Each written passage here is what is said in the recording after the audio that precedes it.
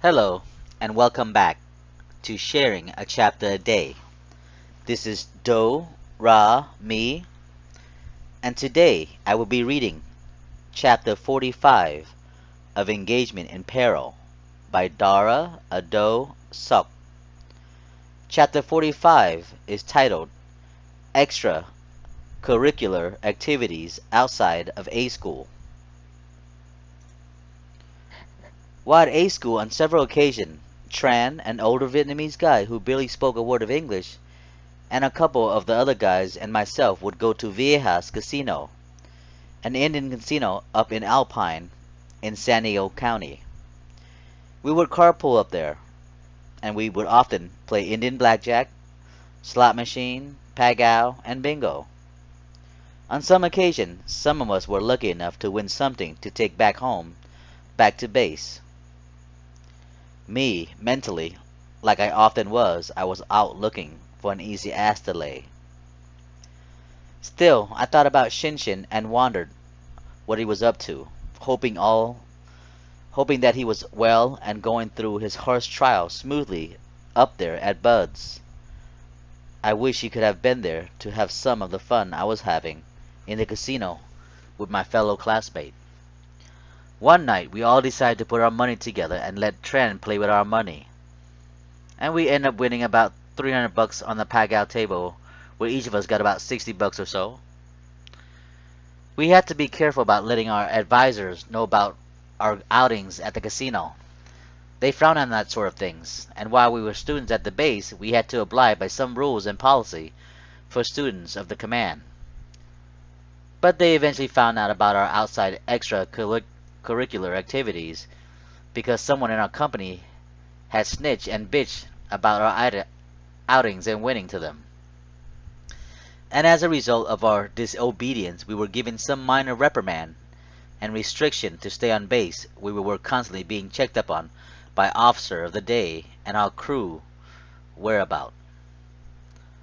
Although I was hanging with my A school classmate on outings, I was still thinking about Shinshin, wondering how he was and what he was doing, and hoping that Buds was treating him kindly. I often hope for the security of Shinshin where he may be, and wherever he may be, and was hoping that he was doing the same for me from his end. Shinshin must have thought well enough of you, Dara. You seem to have gotten through A school with little hassle and had your choice of next duty station. During A school, people were having problems left and right. Most had trouble with classes and lessons. Some kept failing written exams and hand-on procedures. I had very few problems. My only concern then was the well-being of Shinshin, who was only minutes away by bus or taxi down in Coronado Island. Although he was so close, I had no idea where exactly he was, and I wasn't allowed to travel much then outside of our command.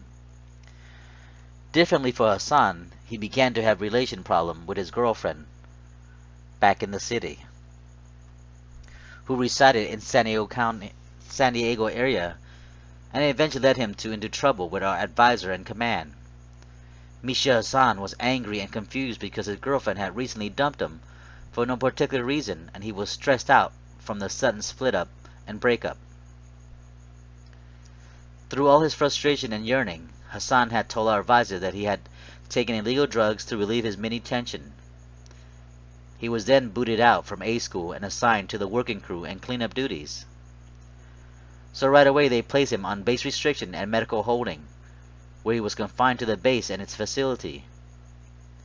His driving and other privileges were taken away as well, and he wasn't allowed to participate in any off-base activity with or without the class.